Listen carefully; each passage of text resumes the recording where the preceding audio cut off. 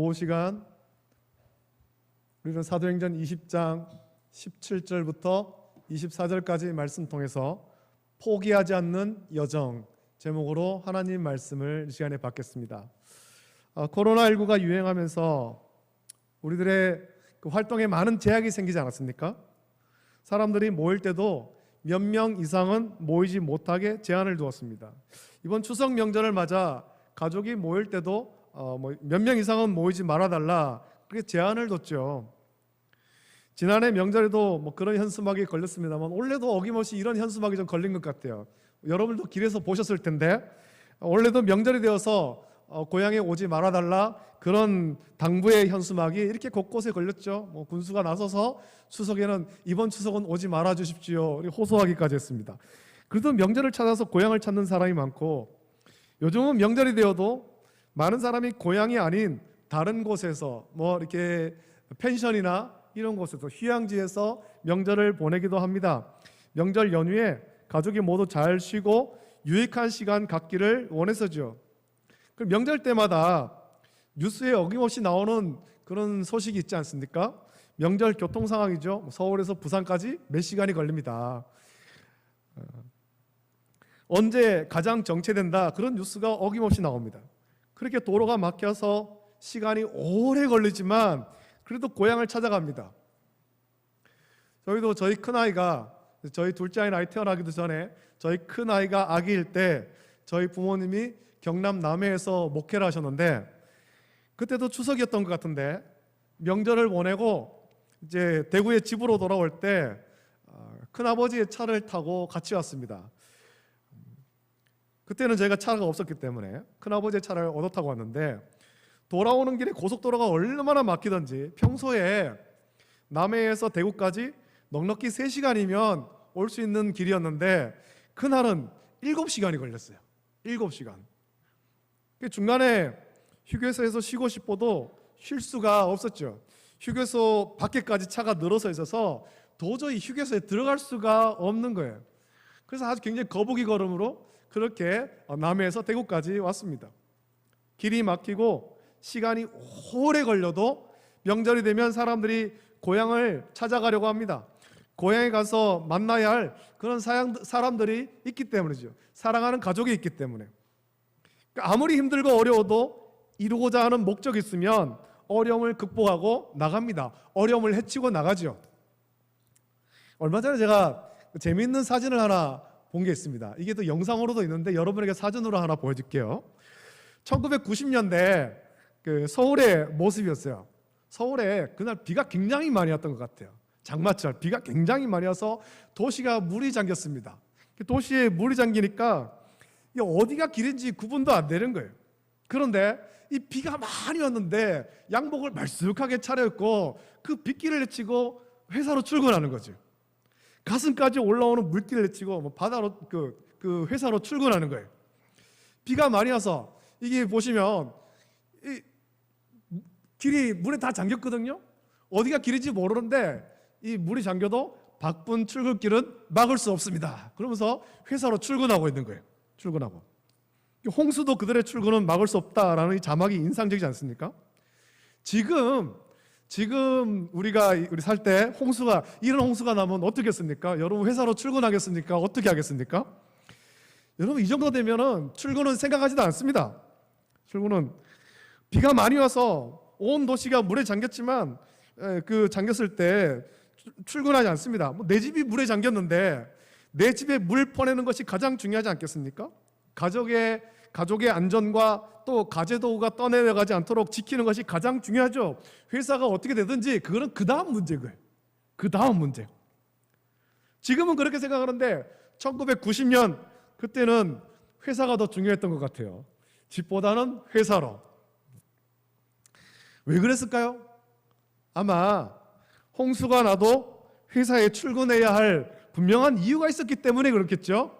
홍수가 나도 회사를 가야지 또 일을 해야지 그 가족을 부양할 수 있다 그렇게 생각했던 것 같습니다. 그래서 내 가족을 부양하기 위해서는 홍수가 나도 회사에 가서 일을 하고 나는 돈을 벌어야 된다 그런 거죠.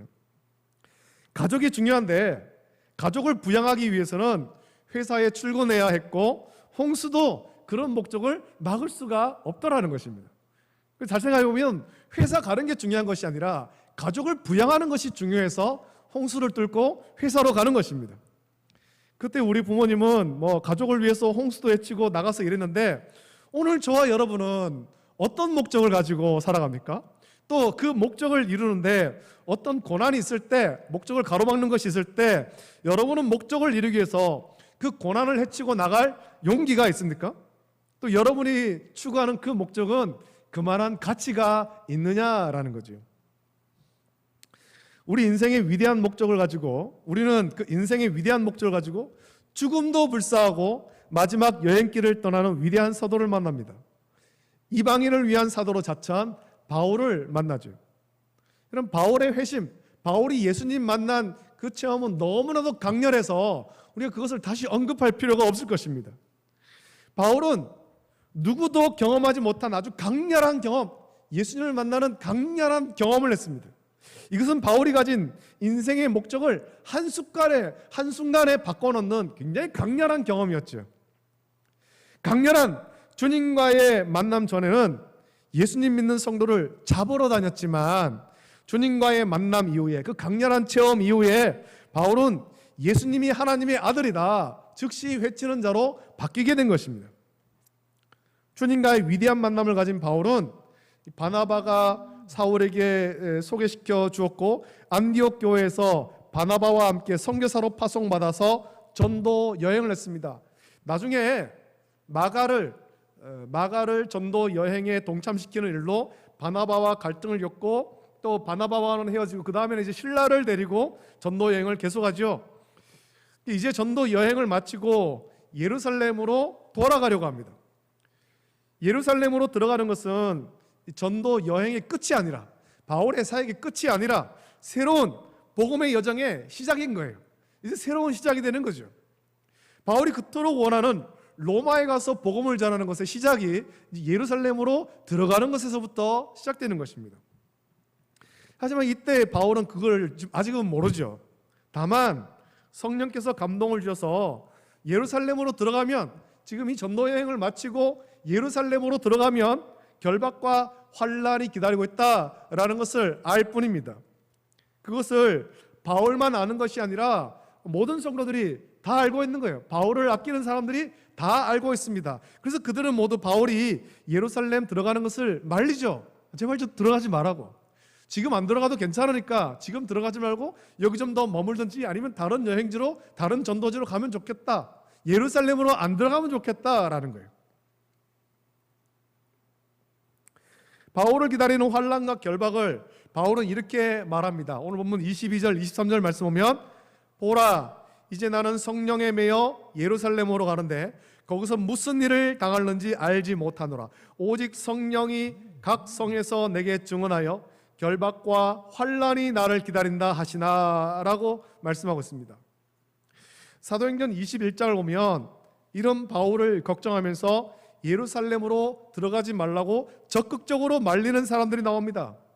사도행전 21장 4절을 보면 두로에 있는 제자들을 만나는데, 예루살렘으로 들어가는 길에 두로에 가서 두로에 있는 제자들을 만나는데, 그 제자들이 성령의 감동으로 바울더러 예루살렘으로 들어가지 말라고 아주 적극적으로 말리죠. 또 11절 12절을 보면 아가보라고 하는 한 선지자가 유대로부터 내려와서 바울의 띠를 가져다가 자기 수족을 잡아매고 말하는데, 성령이 말씀하시되 예루살렘에서 유대인들이 이같이 이 띠 임자를 결박하여 이방인의 손에 넘겨주리라 라고 예언합니다. 그래서 그 말을 듣고 그곳 사람들과 더불어서 바울에게 예루살렘으로 올라가지 말아라. 결박과 환란이 기다리고 있으니까, 이방인의 손에 넘겨지니까 들어가지 말아라. 아주 그렇게 말리는 거예요. 하지만 오늘 말씀에도 나옵니다만 누구도 바울이 예루살렘으로 가는 길을 막을 수 없습니다. 왜냐하면 바울이 예루살렘으로 가려는 그 목적이 분명하기 때문이고, 그 목적을 위해서 오늘 본문에도 말합니다만 바울은 죽을 각오도 하는 거예요. 내게는 아주 중요한 목적이 있다는 거죠. 이 목적을 이루기 위해서는 내가 죽음도 두려워하지 않고 예루살렘으로 가야 된다는 겁니다. 자, 그렇다면 바울이 죽음도 두려워하지 않고 예루살렘으로 올라가려고 하는 목적이 뭐겠습니까?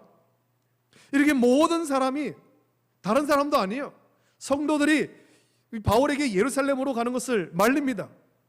그들도 성령의 감동으로 말리는 거예요.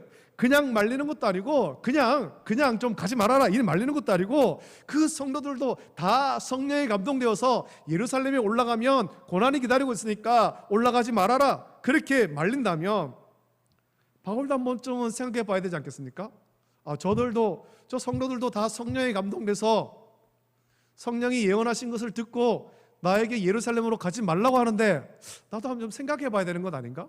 내가 예루살렘으로 가려는 것 다시 한번 생각해 봐야 되는 것 아닌가? 그렇지 않겠습니까?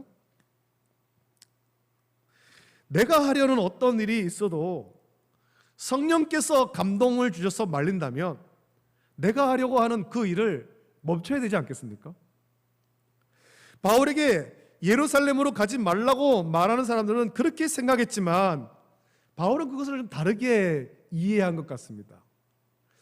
성령의 감동이 있어서 바울이 예루살렘에 가면 결박과 환란이 기다린다, 다른 성도들도 성령의 감동으로 그걸 알았고 그래서 바울을 말리는데, 바울은 그것을 다르게 이해했다라는 거예요.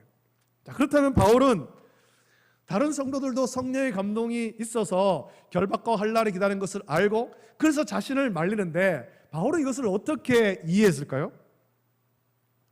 오늘 본문 22절 24절에서 그 말씀이 이 모든 상황에 대하여 바울이 어떻게 이해하고 있는지를 말씀하죠. 바울은 이렇게 말하죠. 보라, 이제 나는 성령에 매여 예루살렘으로 가는데 거기서 무슨 일을 당하는지 알지 못하노라. 오직 성령이 각 성에서 내게 증언하여 결박과 환란이 나를 기다린다 하시나, 내가 달려갈 길과 주 예수께 받은 사명 곧 하나님의 은혜의 복음을 증언하는 일을 마치려 하면은 나의 생명조차 조금도 귀한 것으로 여기지 아니하노라 라고 선언합니다. 다른 사람들은, 다른 성도들은 아니 환난과 결박이 기다리고 있으니까 제발 고난 속으로 들어가지 말고 피해야 한다라고 이해했지만, 바울은 다르게 이해한 거예요. 결박과 환난이 기다리고 있지만 그런 고난도 주 예수께 받은 사명 곧 하나님의 은혜의 복음을 증언하는 사명을 가로막을 수 없다, 그렇게 이해하는 것입니다.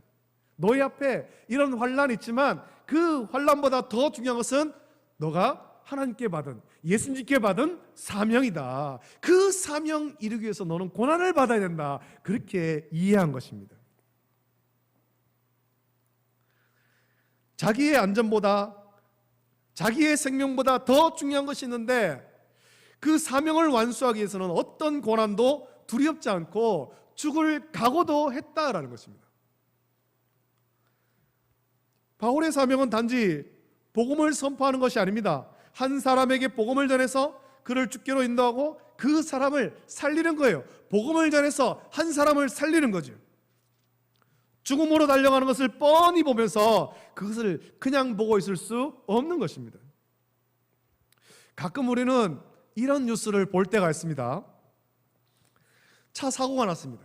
길을 가다가 차 사고가 났어요. 사고 때문에 차가 뒤집힌 거예요. 차가 뒤집힌 차 안에 사람이 갇혀 있습니다. 아주 굉장히 위험한 상황이죠. 굉장히 위험한 상황. 그 사고가 나자 지나가던 사람들이 다 가던 길을 멈추고 막 하나같이 달려들어서 뒤집힌 차를 다시 돌려 세우려고 막 애를 쓰는 거예요. 애를 쓰는 거.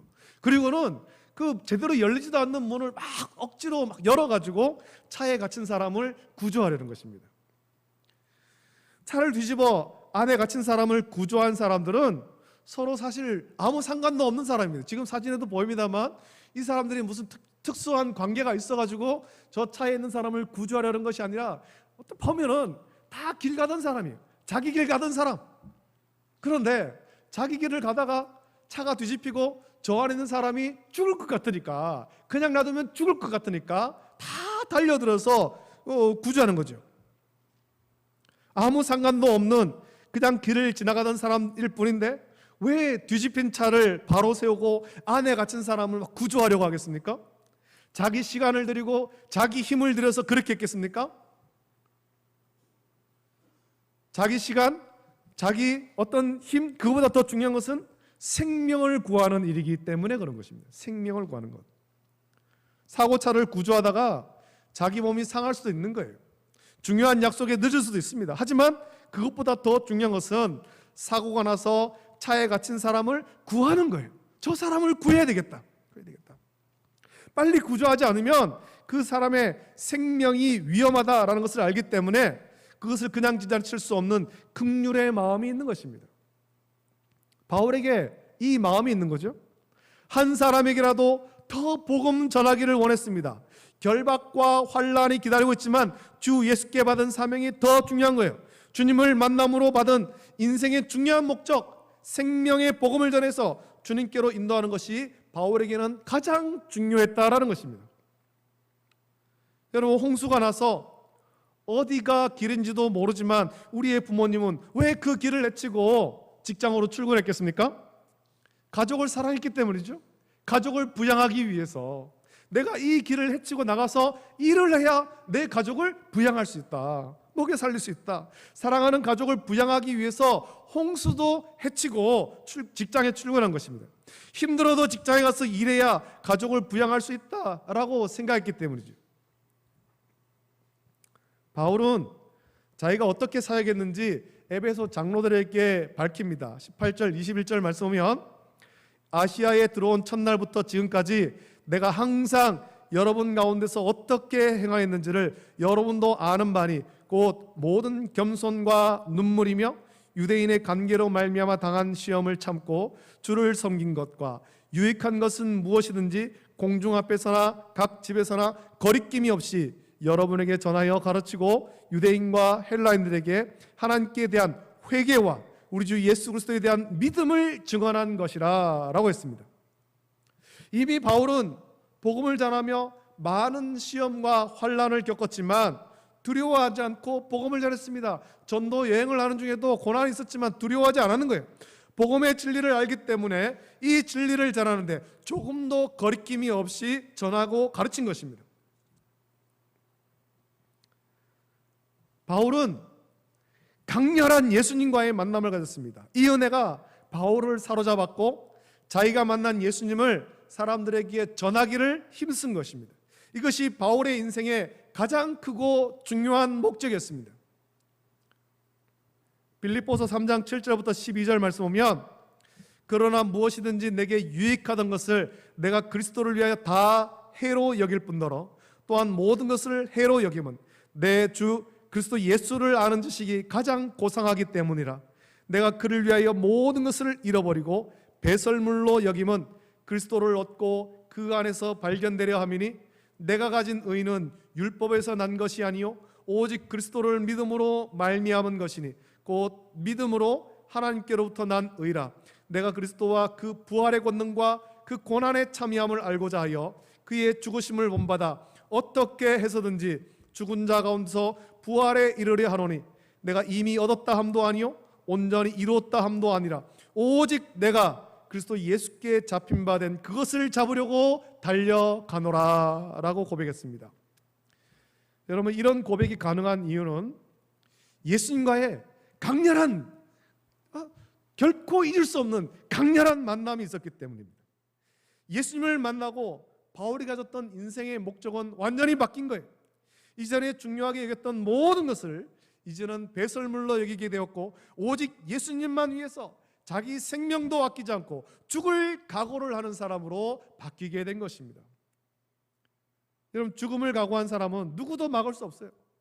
예수님을 사랑하고 복음을 들어야 할 사람을 사랑함으로 죽음을 각오했을 때 결박과 환난이 바울을 막을 수가 없는 거예요. 아무도 바울을 막을 수가 없죠. 이것이 바울이 가진 복음에 대한 열정이고 예수님을 향한 사랑이며 한 사람을 구원하기 원하는 바울의 사명인 것입니다. 여러분, 1990년에 우리 부모님들은 가족을 사랑해서 가족을 부양하기 위해 홍수도 헤치고 나갔다면 오늘 우리는 사랑하는 가족이 예수님을 구주로 믿고 구원받기 위해서, 사랑하는 형제와 자매가 예수님을 믿고 구원받기 위해서, 사랑하는 이웃이 예수님을 믿고 구원받기 위한 그 목적과 사명을 가지고 우리 앞에 놓여 있는 고난을 헤치고 나가야 할 것입니다.